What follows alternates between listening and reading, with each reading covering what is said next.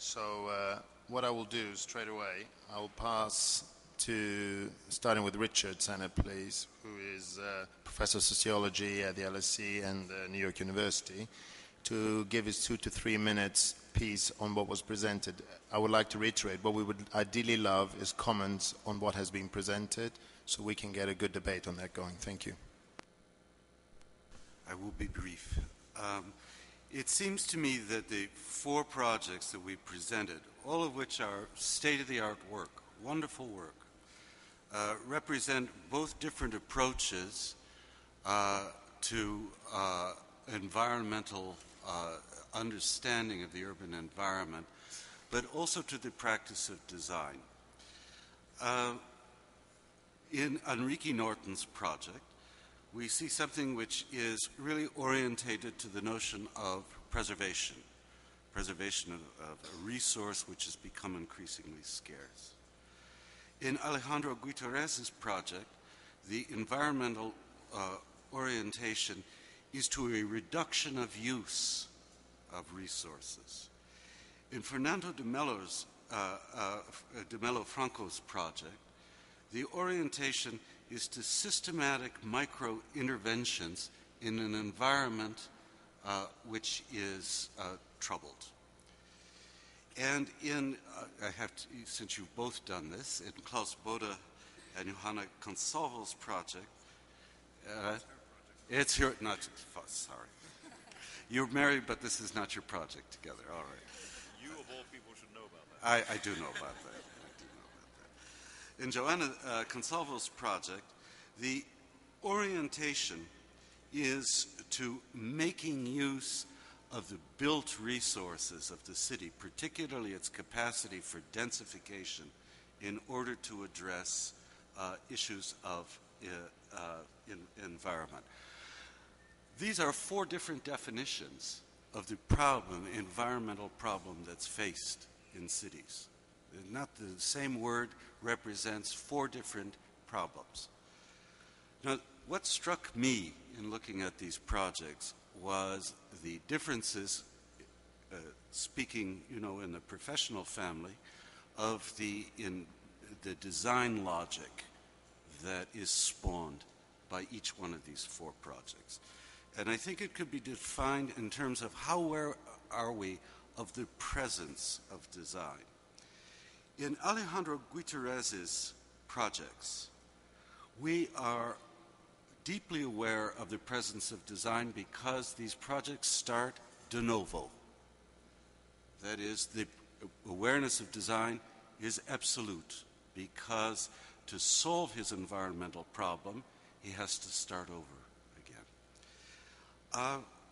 In Johanna Consalvo's project, we are also very strongly aware of the presence of design, but we're aware of it in terms of the densification of making more city, of making more of something that was already there. Retrofitting is, if I might say so, a less visibly arousing procedure than, and densification as well, but active retrofitting is less visually provocative in a way to solve the problem you're dealing with than Alejandro's procedure. Fernando de Melo Franco's project is quite interesting to me because our awareness of the design that results from this systematic micro-intervention is low. It looks like it's always been there or should have always been there, so that the presence of the architect is something that is caché, that's hidden. Enrique's address to the problem that he's dealing with is, I would say in a way, the most subtle of these 4, because he is reinventing nature. So that we're both aware that this is a preserved resource, but it's not water in any way that people knew water 5 centuries ago. Now, all of these projects, these are 4 different ways of working professionally, are valid. It's not a question of which we should pursue. But they lead because they've defined the environmental problem differently, they lead to a very different kind of logic of practice. Yours being very overt, very challenging, if I might say. Yours being one which is very much hiding the designer's own will. And the two of you seeming to me to be in between, in which the quality of the designed environment is more, if I can use this word in a way we would use professionally, is more naturalized. Something that's taken as something that is simply there in the environment rather than imposed. So those are my comments about how I see these four projects relating to each other.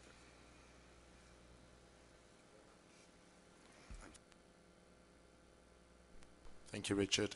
What I'm going to do is, Dejan Sujic can't be with us today, so what I'm going to do is, in his place with Jose Castillo, maybe if you would add your 2 to 3 minutes piece to the conversation. Thank you. Thank you. Joanna finished with a phrase which is the most difficult challenge is actually the interaction with agents. And I'd like to focus on two observations. One is the protocols of engagement. It would seem that similar to the mobility table yesterday, we're all preaching to the choir.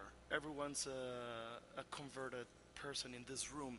But somehow we're missing two levels of engagement. One which is with politicians. The other one is with the broader citizenship. And I'm really concerned with how the projects engage these two different actors. And it seems to me that Richard's notion of awareness of design goes to the core of, as they would say, in order for justice to be just, it has to appear just. In order for environmentalism to perform, it has to have a certain visibility. And that's where politicians come in. But the other point of the matter is that in the context of liberal democracy, how do we engage citizens in making the visibility of those projects performative? Jeanette was presenting yesterday that two fantastic initiatives by Mayor Bloomberg, one's for the congestion charge, but the other one, which she didn't mention, but I would add, which is the hybrid taxis initiative. They're stuck in the institutional process of deliberative democracy. How do we get beyond those processes through maybe new protocols, through better and more effective designs? And I think these four projects are fantastic takes at these new modes of engagement.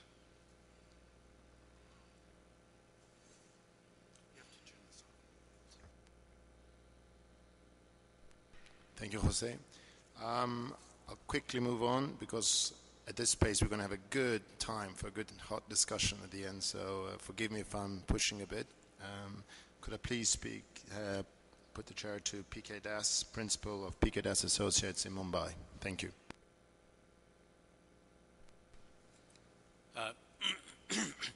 Jose has actually made a very interesting point which I wanted to elaborate. The point is that we as architects and planners, when we get on to design work, I'm particularly very concerned about how do we effectively put our knowledge to public domain. And how do we create a brigade of citizens or people who are getting affected through these projects to actually monitor these projects. That means their engagement in these projects would have to be an inherent aspect of project planning and designing. We take many design decisions, of course, details of which in all these projects have not been dealt with in detail. Just to give you an example, in Mumbai, when we're doing public spaces or the government is doing roads and pavements, they just mindlessly concrete. Concrete is synonymous with progress. And as a result, there is always flash floods because the grounds can't just absorb water. And that's in the culture of people. When they're building their homes, societies are building their apartments, every inch of the compound is concreted. Now, the point I'm coming to is how, as an architect, how as a planner, we can also play this dual role of being a social activist to impart and share our knowledge and put it to public domain and make it into a public dialogue. So that was one aspect and concern that I have with the second, which is very much related to architecture, because architecture is ultimately a part of a cultural, social and cultural endeavor and progress. And it sort of, in a sense, reflects cultural aspirations and social aspirations. And how do we promote with design, which is a physical activity, how do we build up simultaneously social and cultural movements to deal with and to popularize design and to develop design, not just popularize our designs, but actually to involve in decision-making of planning and design issues. I mean, these are things that I've been dwelling with in general also, but I think these are very critical, particularly in these issues, because the knowledge of these issues of climate change is very little known in public. Slum dwellers with whom I work in my organization, residents, citizens with whom I work in public spaces, let me confess, including me, are not knowledgeable, do not have an insight into the aspects of climate change. Far to say, how do we combat it? How do we mitigate it? So I think this sharing of knowledge and design planning and activism of public dialogue and sharing is my concern. Thank you. Thank you very much. I'm sure we're going to come back to that particular point in the discussion. I think it's a very valid one. We have another replacement. Unfortunately, Esna de Oliveira, he could not join us today, so we're going to have Marcelo Morgado. He's an environmental affairs advisor for the Water and Sanitation Company of the State of Sao Paulo, City of Sao Paulo.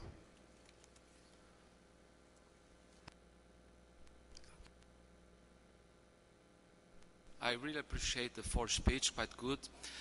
But something I would like to add is the relationship between what we are consuming here in the large cities like Sao Paulo and the demands we are creating in the surroundings, the environmental service we are buying from the rural area. And this is particularly true for water. We are a sanitation company, and we are pumping water from considerably far and far, even from another state, from the mountains in the border along Minas Gerais states.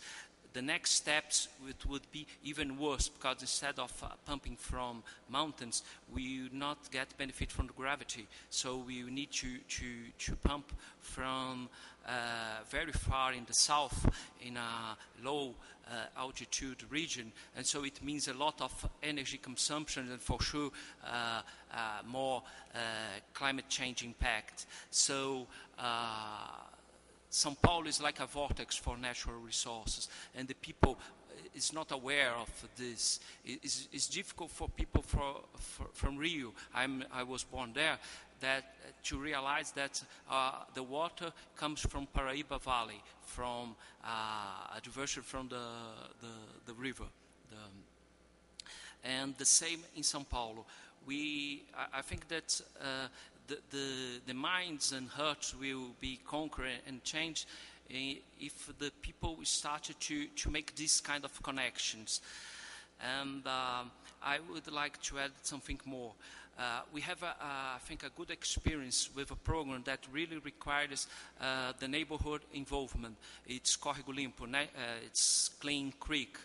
And what we have realized, despite that we are a new country with a lot of young people, we face a lot of conservatism. So the usual solution for rivers in urban areas is to put concrete and to hide them.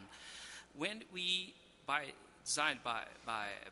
planning, decide to open it, the light, and make the things better with some gardening, etc., the people feel that is valuable because they increase their home's value, they experience some extra revenue income from this, and so I think that what is really tricky, what is really key is to develop demonstrative projects, so the people will break the paradigms by making them able to see by themselves.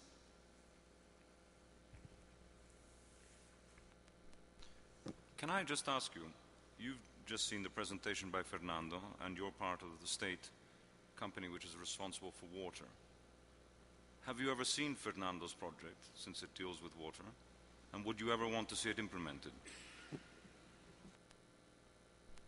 We are discussing with FAO-USP, the institution from Professor Joana, experience in the southern region. It's already in discussions, and with Professor Paulo, for sure you know him.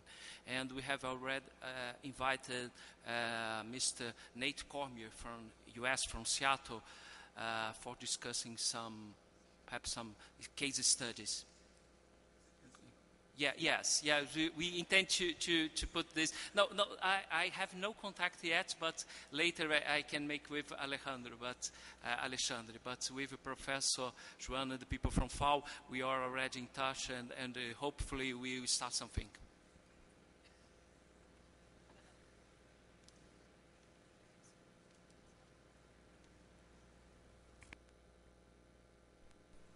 I can see Ricky's taking a Germanic way as well. It's a yes or a no, schwarz oder weiß. There's no in between here. So none of you are going to get scot-free with some of the hard questions we'll ask. But can I please ask Marcelo Ferraz, he's an architect from Brasil Arquitetura, from Sao Paulo, to please contribute to the discussion. Thank you. Alô? Assim. Bem, eu tenho que fazer uma observação de um ponto de vista um pouco mais geral e depois falar um pouco dos projetos. Mas do ponto de vista geral, eu fico pensando, vendo a Cidade do México, vendo São Paulo,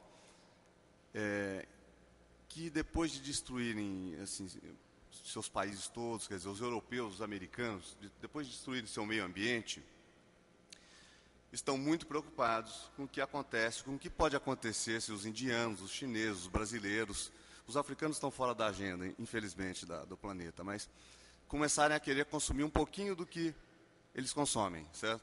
Então, de certa maneira, eu acho que nós temos que colocar isso do ponto de vista político, porque eu acho que essa é uma conferência política que deve ser colocada, deve tirar proposições e posturas políticas no âmbito mais geral. Gostaríamos, por exemplo, de ver grandes e bons exemplos acontecendo, grandes exemplos que eu digo projetos na Europa, nos Estados Unidos. Eu sei que existem muitos, mas isso é muito importante que seja, de certa maneira, contundentemente colocado.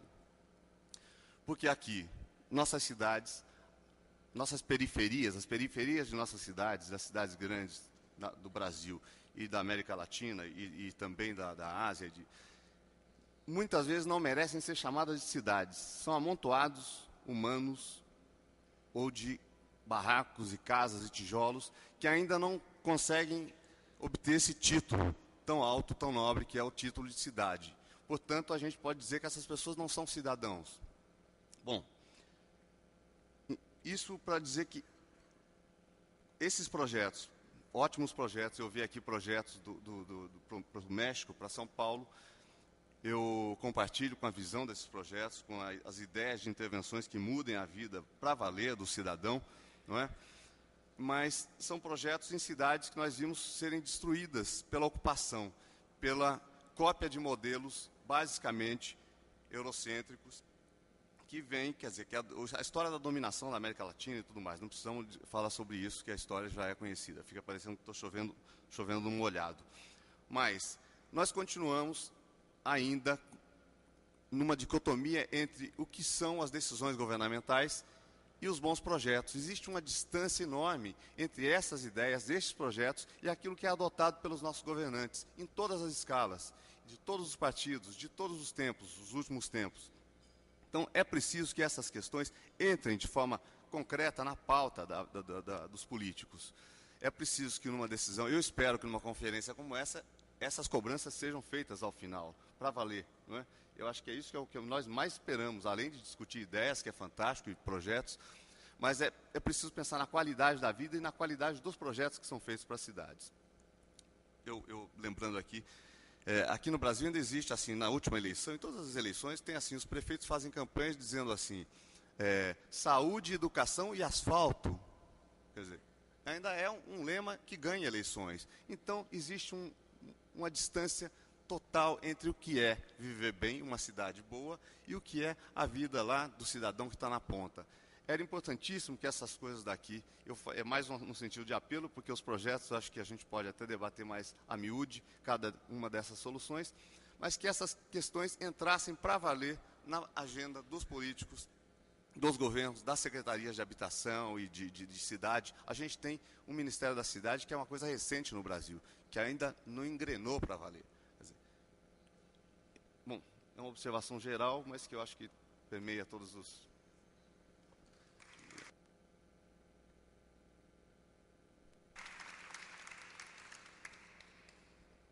I would now like to introduce Alejandro Aravena, excuse me, to add the concluding comments to the discussion, and then we will take it as an open panel discussion. Here we are dealing with the two strategic resources of the future, cities and water. I originally had a question for Alejandro and Joanna, which is, let's assume that we arrive to a very efficient design for buildings to be sustainable, or housing units. Knowing that the amount of money available for housing the flow of poor people towards cities in the world will be able to pay just half of a house, I guess the key question is, how do we keep on being sustainable after the process of individual interventions takes place, after self-construction, after self-expansion, that we cannot expect is going to be as efficient as the initial design? But I got an answer from your own presentations. Both of you said things like orient buildings towards winds, reduce the noise to be able to open windows, narrow streets to synthesize the urban footprint. I guess what you answered is that to be sustainable is to make a rigorous use of common sense at the urban design scale. Regarding Fernando's and Enrique projects, Fernando projects is particularly smart and precise and scalable, so I would emphatically recommend you not to keep on looking for other consultants and take this project.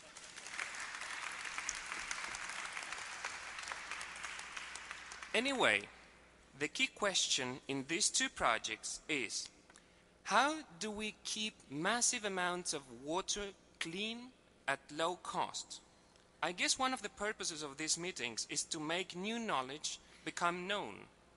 There is a guy in Chile that, like the processes example, invented low-cost clean water.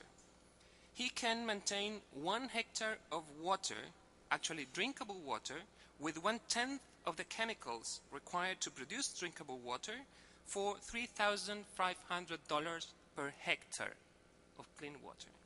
So I would say that that type of knowledge is what is required. And what do we have here? On the one hand, I would like to reinforce your comment yesterday. We need more precise disruptive knowledge to tackle some of these questions. On the other hand, common sense. So I would say that the combination of knowledge and common sense is unbeatable, because the more complex the question, the more simple the answer has to be. So congratulations for all these 4 presentations.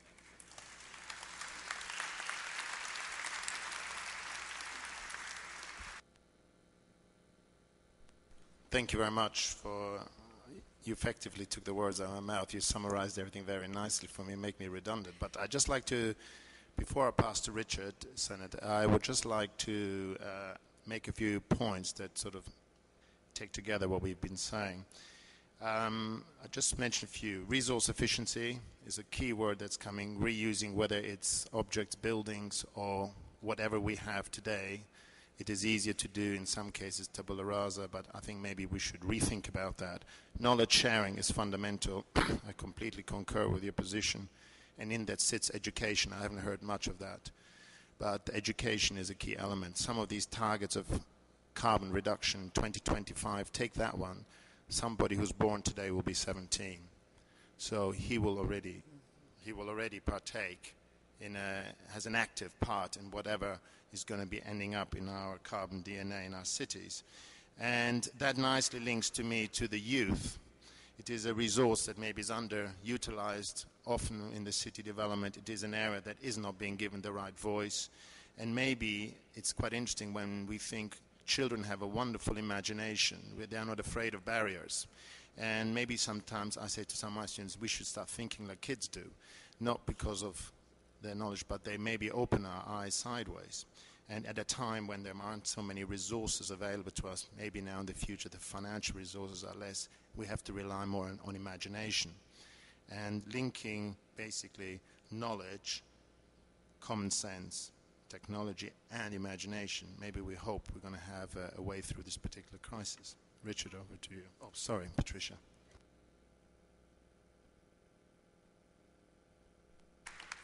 Thank you. I would like to share a thought with you. Many of you are architects and designers. I am a sociologist working with climate people. And I think that you have in your hands a very wonderful tool, and this is design. I saw here many examples of design. I just would like to bring back what Alejandro said. Is your name Alejandro? Right? About knowledge. And I think that one of the challenges designers will be facing more and more is that they will need to include not only social dimensions or equity dimensions in their design, but also knowledge about the environmental, and in this case, because this is the table about, right, climate change dimensions of their work. And just one example, for Rio, for Sao Paulo, for Mexico City, for Bogota, for many cities I am aware of, it will be very important to work together with modelers, because they will tell us, your city will face not only a 100-year flood, but perhaps 2 floods within 1 century. So you need to design your water infrastructure for it to cope with those floods. Or if they tell you Rio de Janeiro and Sao Paulo, and I really want our public to be involved in this because this concerns also people, you will be facing more heat waves. Okay, those will interact with air pollution. How can we better design buildings and houses for us to be able to deal with that, to cope with that? So what I'm trying to do is to warn you. You will need to work together with people like modelers, like me, to better understand, and we with you, because you are key in this process, as key as people, as you guys who are sitting here. We will need to work together and to include knowledge, to include wisdom, that's very important, sensitivity and capacity to listen, for us to be able to get our hands around this very complicated and challenging issue, which is designing better cities which take account of environmental issues and of quality of life.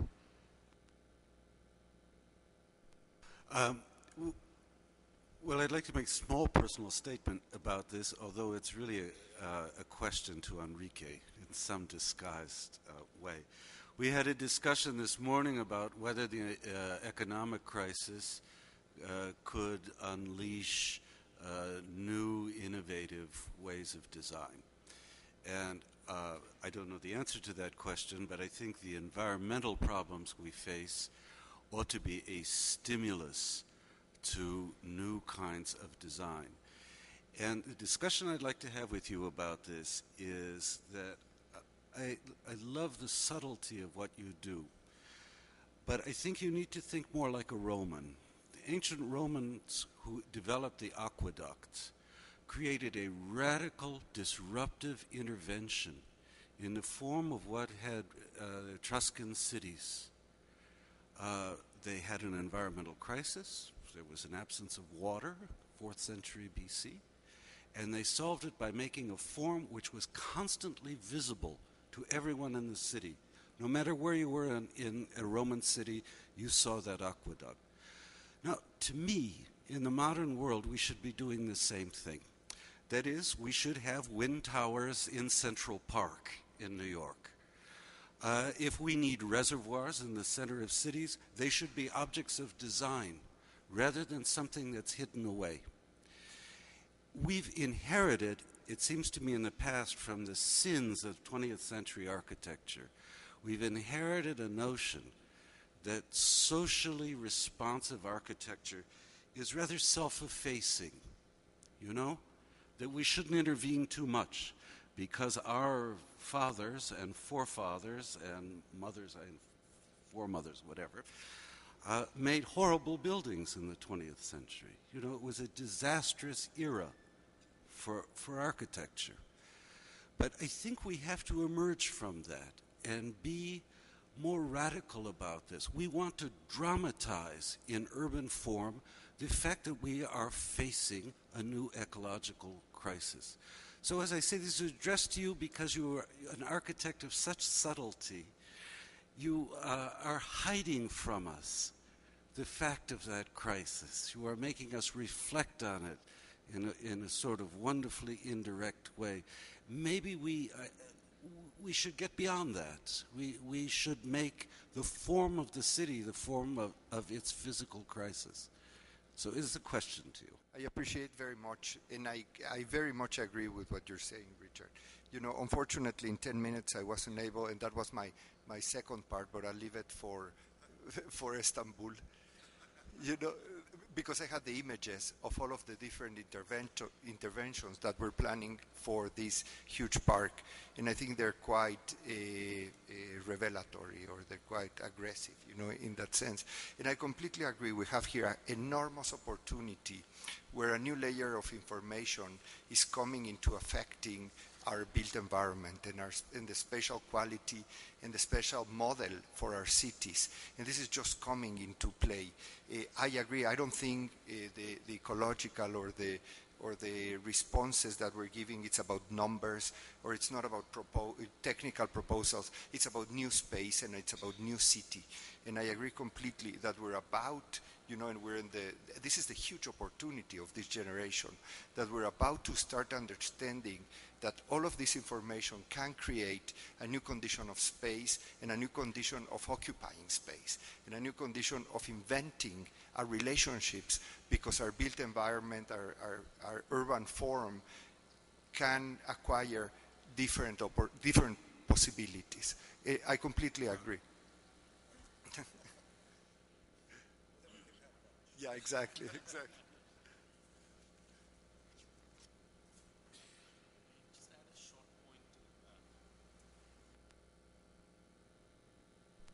Richard, to what you said, is how do we not lose, or how do we bring in to our new efforts the traditional cultural practices and knowledge, which we know from history and we know from our grandfathers and forefathers were sustainable, were most often environmentally much more tolerant.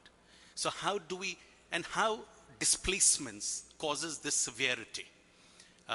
For example, tribals moved out of forests, become aggressive communities in urban centers, or people moving out of the villages, migrating to cities, have very sustainable practices back in their villages, in their lifestyles, and produce, but do become aggressive people in the cities. So there is a kind of aggression, violence leading to unsustainable, anti-environmental or de-environmental situations. So how do we address cultural practices and traditional knowledges to be imbibed into the new minds, new knowledge and new ways to combat climate change?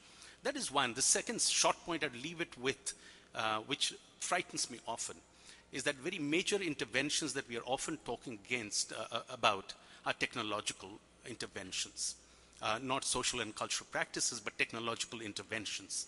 And these technological interventions, as we've learned from the market, are often corporatized.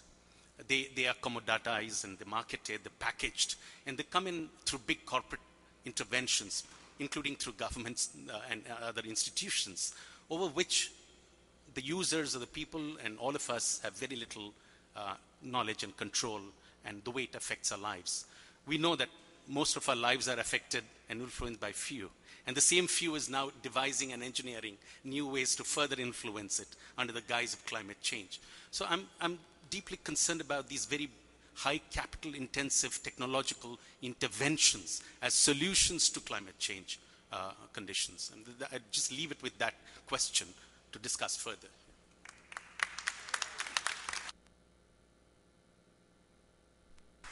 I think it's a very, very thoughtful thinking. I think there are two good examples on this. The project we're working in Leicester in the UK, working with Co-op, which is a big group, financial group in the UK. And we analyzed how far a cabbage that was actually grown just outside Leicester traveled, how much, to get back to a shelf in a supermarket in Leicester. 150 kilometers. So what we're doing now is taking that cabbage and sell it there. And another good example is car clubs in London. Car clubs in London, which are increasingly more successful because of policy and density and so on, and energy prices, can replace, for every one car you put on a car club, you can replace 10 cars.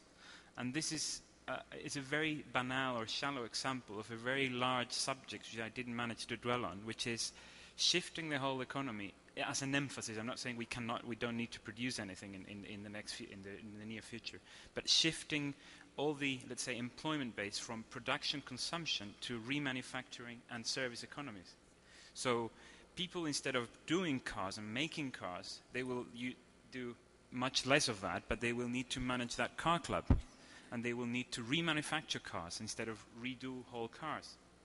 And I think that's the big challenge, to go from the big production consumption to the remanufacturing and service economy that we need to get to.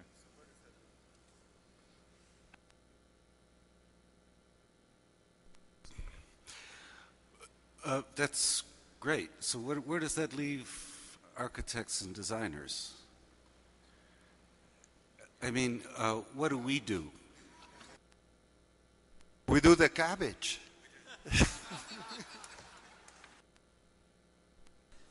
Yeah, I think the beauty of design, when you understand it in a broad sense, is that we are also designing systems, like the process of getting the food from one place to another in the right way. We're also designing, for example, waste to energy systems, and how that is represented in actual fact. So I think we are talking about designing as a focus on resource flows captures and remanufacturing. I think is a massive subject which we haven't got into. I mean, remanufacture a car compared to do a whole car is a design subject that is full of challenges.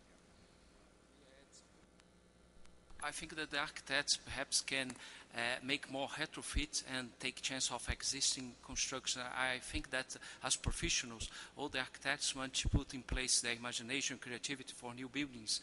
And in some sense, this creates more trouble, more impact. And I would like to add something in relation to what Alejandro has said. The first photovoltaic cells, they spent more energy in the supply chain than they were able to produce, to generate during their useful life. So when we started to making large interventions in our cities, instead of taking chance of what is in place, we probably will be more efficient, but we need to to like, I don't know, depreciate the energy and the effort put in place for doing that. So I think that making like a psychoanalysis, life psychoanalysis we do for products, we need to do for interventions, because otherwise we're only comparing the balance of the operation and not including the energy used for producing it. Eu penso que a leitura do Sennett, sobre os projetos foi muito precisa e particularmente sobre o nosso trabalho, Sennett coloca a visão de uma macroestratégia, de uma visão sistêmica, que sem dúvida nenhuma é exatamente isso, mas eu acho que o que nós mais estamos interessados é trabalhar na fricção entre uma visão sistêmica que necessariamente venha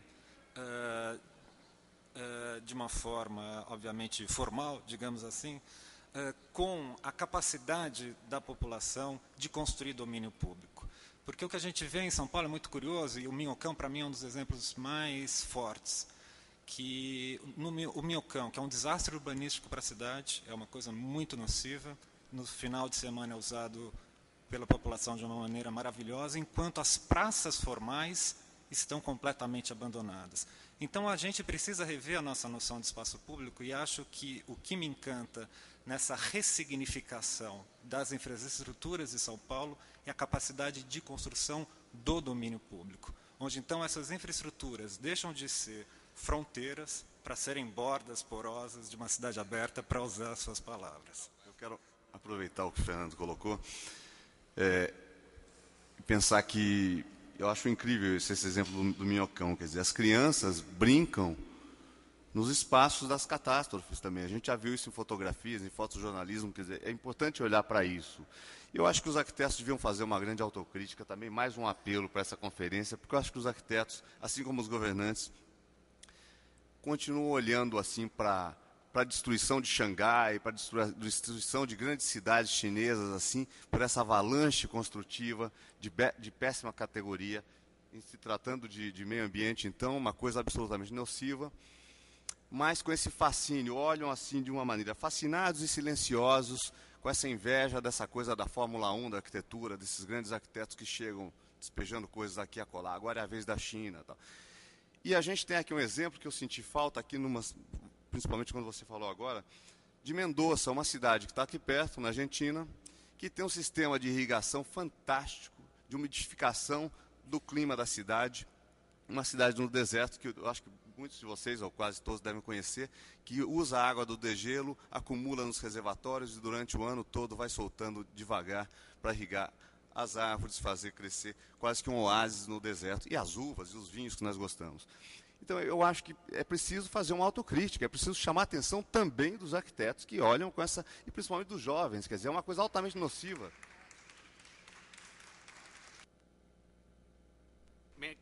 May quickly, I'm tempted just to add a short word. Why do we assume the architects to be heroes and saviors? I think we haven't learned, let's keep quiet for some time. You see, I'll give you an example.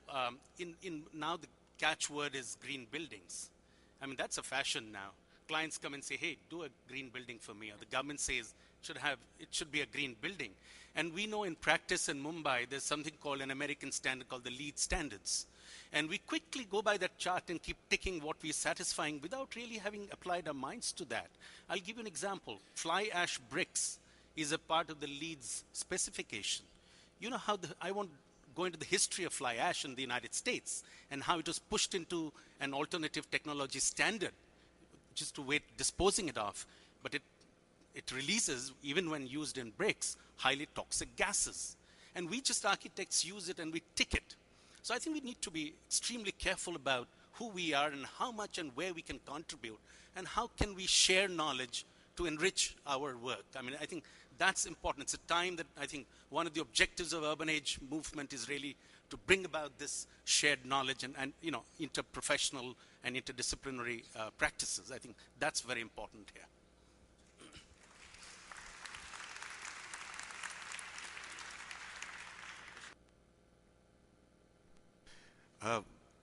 Well, I think we really have a debate. Because to me, I take this environmental crisis, I think it's the most serious crisis, far more serious than whether bankers, go bust. This crisis belongs to all of us. And I don't think that clinging to traditional ways of building is going to give us, I know you're not saying we should rebuild the world of our fathers, but that notion is going to, the principle of that is going to help us deal with this crisis. And the reason for that, I would say, and this is a long discussion we could have, is that the models that we take from these communities in the past that were environmentally sustainable were in equilibrium. Now we are in a situation of total disequilibrium. And if we take seriously the data that has been shown all morning, there is no easy way to equilibrate again. So it requires radical intervention. And my point to you is simply that should show that we should live in a world that looks like what we're experiencing. And if we have to make radical interventions, for instance, to put, in order to cut down car traffic, to put industry and housing next together to each other, right? We should do it, even though it's something that looks like a kind of radical despoliation of what we mean by home. So what I'm saying to you about this is that what I worry about is the notion that you can address a crisis by looking backward to a time when it was possible to be in equilibrium. That's what these, I don't want to say anything against bankers because they pay for all of us here. But you cannot go back to a pre-existing condition. You can't recover the past. And I think for us as designers, we should take that as a positive, that we should make things that really don't look like what has been in the city before. That's my view. From putting all the infrastructure, I think solar, if we're living off of solar panels, we should see them. They're not something to be hidden away, That's the sort of thing I'm thinking about. It's celebrated and be bold about it. Yeah. I would like to just speak in English for the speed of the discussion. I would just like to add a question to this hot pot,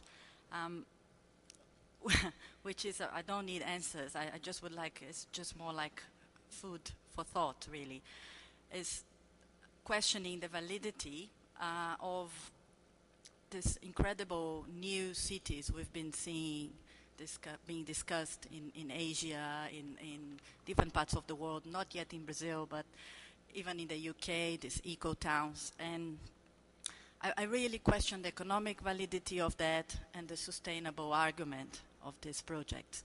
At the same time that we tend to look at star architects and star buildings, we are now looking at star cities under the heading of new sustainability or saving the cities. So we just see projects like Dongtang and other projects. It's nothing special to that city. It's more, I'm not criticizing the project, it's the idea behind it, that you just turn your back, build something completely new, which will be great, super energy efficient, and we will house 500,000, whereas on the border you have a 5 million city, and you just don't touch that for many political and cultural and social issues. So this goes back to the need of radical intervention. And I think just as we saw in the project, we did very short time project and small scale. We just added in Luz 65,000 people. It's a small scale project, and we could see how everybody can win. The city, the transportation, the market, and the people. We reduce the time traveling. So there's a lot to be done in Cairo, Rio, Sao Paulo, Mexico City, Shanghai. So why are we discussing new cities in the middle of the desert or the river bays and places? I just think we are running the risk of start supporting fake paradigms of urban sustainability.